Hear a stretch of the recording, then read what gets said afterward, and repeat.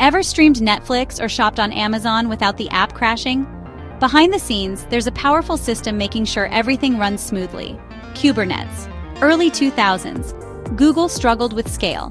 Gmail, Search, YouTube needed thousands of servers. Their engineers built Borg, a tool to manage workloads automatically. Borg was never public, but it inspired what came next. In 2014, Google open-sourced a version, Kubernetes, K8s. Suddenly, every company could use Google-level infrastructure tools. Kubernetes is now the de facto standard for running applications in the cloud. AWS, Azure, and Google Cloud all support it. From startups to banks, everyone relies on it for resilience and scalability. Kubernetes is like air traffic control for apps. Planes, containers, takeoff, land, and reroute, all coordinated seamlessly. AI-powered Kubernetes is emerging. Systems that self-optimize without human input. Kubernetes transformed a Google secret into the backbone of the internet.